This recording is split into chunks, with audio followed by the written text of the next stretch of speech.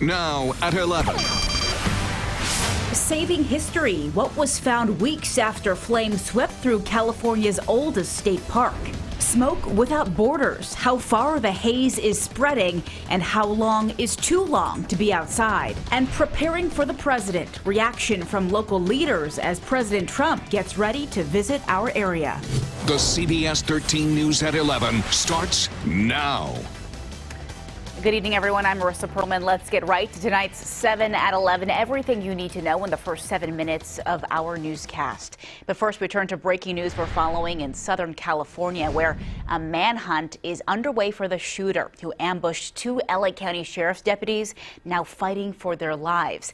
Leaders there say the suspect shot at a male and female deputy as they sat inside their patrol car in Compton. Officials just releasing this surveillance video of the shooting tonight, showing the suspect walking up on the deputies and opening fire without warning. Then the suspect runs off. The 2 deputies are in surgery right now. Again, a manhunt underway for the suspected shooter. We'll have a closer look at the investigation ahead in just 8 minutes. Well, new numbers tonight on the Bear Fire burning throughout Butte County. 3 more bodies found in the rubble there, bringing the death toll to 12. In all, we know 22 people have died from recent fires burning across the state. Unrelenting wildfires continue to wreak havoc on the west, and now the president is set to visit our area Monday. CBS 13's Heather Jansen at McClellan Park with how leaders are preparing for a national visit. Just today, we learned President Trump will land here at McClellan Park on Monday. These deadly and dangerous wildfires now calling for a visit from our nation's leader. And so leaders here are getting ready now, too. But it's drawing mixed reaction and responses from those living here in Sacramento. Supportive of the current federal attention, Mike O'Brien is looking forward to President Trump's visit. I think he needs to go in and see what's going on and see the destruction that's happening. Surveying the damage is part of the plan. CAL FIRE's Assistant Deputy Director Daniel Berlant says the president will meet with his agency come Monday and be part of the briefing. The president already signed a disaster declaration last month, which means money to the states and other fire-related grants for other western states battling wildfires too. But to some people, not enough is being done to help financially. And I don't expect there to be any sympathy from this administration. Are you kidding me? It was only 2 years ago President Trump was here for a similar reason in response to the Camp Fire that devastated the town of Paradise. After that visit, he signed an executive order to reduce wildfire risk in our state. Heather Jansen at McClellan Park for us tonight. Thank you. Well, the state is getting a much needed assist in fighting those wildfires with this. Today, the world's largest plane landed at SFO from New Jersey, carrying at least 3 fire engines. 10 firefighters from the New Jersey Forest Service also made the cross-country flight. Well, my understanding is they're going to be deployed to one of the nearby fires here. You know, this is one of these all hands-on-deck kind of fires. And so any help is greatly appreciated. I think it's really special that they came completely from the eastern coast of the United States to come out here in California. And we know the San Francisco Fire Department is working with Cal OES and FEMA to get extra resources out here.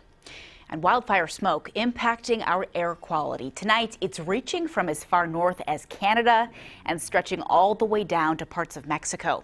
Fire crews say it's actually helping them in the firefight because it's helping to keep temperatures cooler and humidity higher. So how long will all of this smoke linger in our region? Our Jordan Segundo has a quick look at your forecast. Hey, Jordan. Hi, Marissa. That's right. We got very unhealthy air quality numbers all across the region, especially out towards the northern San Joaquin Valley, where the smoke has really come together, even out towards Plumas County here, Yuba City, Auburn, Grass Valley. We'll see very unhealthy air quality numbers, even as it is through tomorrow morning, all thanks to very light winds throughout our region. You can see not a whole lot happening. Winds, though, picking up out towards San Francisco, 15 miles per hour. And we are tracking a weather pattern change with winds really increasing starting tomorrow and likely into the next week, especially towards Wednesday. So it will help to improve our air quality with the winds helping to shift the smoke around. Unfortunately, though, with winds picking up, we could see anywhere from 10 to 15 mile per hour winds gusting closer to 25 up in the high country. It is going to help to increase fire weather concerns. So unfortunately, it's going to help with the air quality, but not with the firefight. I'll have more on that coming up on our 70 forecast. Plus, we'll take a look at those numbers as we head into next week. Marissa? All right, Jordan, thank you. Well, the Bear Fire, just one of several massive wildfires burning across Northern California right now. There's also the LMU and CZU lightning complex fires and the Willow and Fork fires. First responders are making progress on the Willow fire in Yuba County. Containment there is up to 50% tonight. Firefighters say they're working on strengthening containment lines and extinguishing hot spots in the perimeter. However, some evacuation orders are still in place. Now, the Fork fire, burning just west of Lake Tahoe, has only torched more than 1,700 acres. The fire there is 7% contained. Evacuation orders were downgraded to warnings. Neighbors in Quintet and Volcanoville may now return to their homes. Well, a reminder now, all national forests are closed statewide because of this fire danger. Violators face a fine and even possible jail time. The California Department of Fish and Wildlife also has closed 49 state properties that are near national forest boundaries. That's in effect until this coming Monday. Damage to Big Basin State Park is being assessed after it was ravaged by wildfire. Ecologists have determined nearly all of the park was burned, but damage varied widely. All buildings at the park's headquarters were destroyed, and canopies across the area were burned as well, while other parts of the forest only burned in the understory. Trees that are burned, even in severe fire intensity, about almost 90% of the redwoods do survive. And I'm expecting that's what we're going to see here. Well, donations to help the park with recovery have poured in from around the world. A timeline for reopening will be built in the spring after the rainy season. Well, meanwhile, President Trump in Minden, Nevada tonight, holding a campaign rally there. Now, he touched on several topics, including mail-in voting, Joe Biden, and the economy. The president hoping to flip the Silver State, which hasn't voted for a Republican president since 2004. On the pandemic, he blamed China for causing the COVID-related deaths of Americans. We got hit with the plague, the China plague, and we're not thrilled. It's a disgrace. Nobody should have died. Nobody should have died. We got hit. The whole world got hit. But they stopped it from going into the rest of China.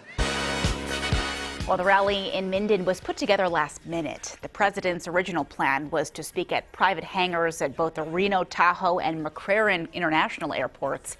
But airport officials canceled those events because they would have violated the state's health directive against gatherings of more than 50 people. And Twitter and Facebook have put a warning label on some more presidential posts tonight.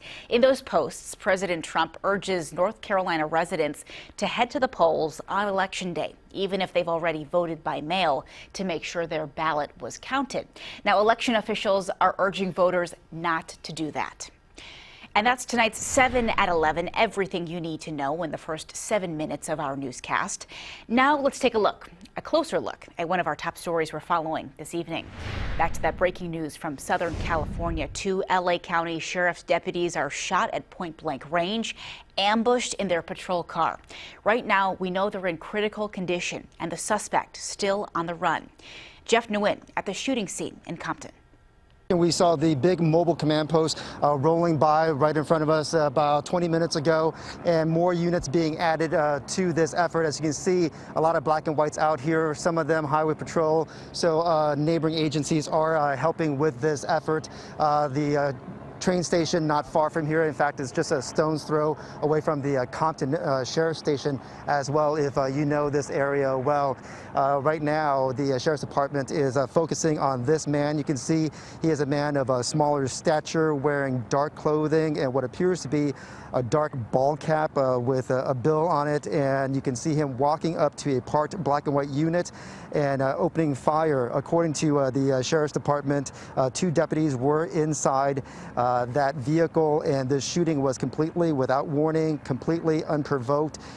We are told that one of the deputies is a male deputy, the other is a female deputy. The department says that both were ambushed while they were inside that patrol vehicle. Both sustained multiple gunshot wounds and are in critical condition right now, and they are currently undergoing surgery while this suspect is missing. This area was completely well lit when all of this happened as this camera is rolling, and at the top of the screen you could also see a pedestrian basically walking down the sidewalk. So chances are, someone noticed what happened, heard the gunshots go off, and saw this man running away. If you look at the video, you can also see he has a very distinct sort of gait when he runs.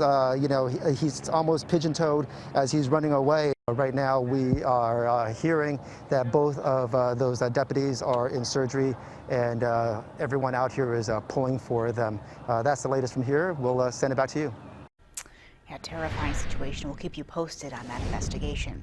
Well, now to this. The investigation continues after police shoot and kill an armed man here in West Sacramento. Now, that shooting happened early this morning in a neighborhood near West Capitol Avenue. Police say they responded to a call of a man armed with a gun and later came across that man sitting in a car behind police. The man, who has not yet been identified, then pulled a gun on officers, and those officers shot and killed him on scene. I just heard a bunch of shots being fired. It kind of paused for a minute, heard some more shots fired, paused for another minute, and then more shots were fired. Well, neighbors say they're not surprised by the shooting, calling a crime common in their area. West Sacramento police say 4 officers total were involved in this, all of them placed on administrative leave following protocol. Well, all new at 11 tonight, smoke warning, what doctors want you to know before taking your family outside. Car cleanup, how to wash that ash off your car without making problems worse. And saying thanks, the special gesture one florist is offering teachers as they head back to school.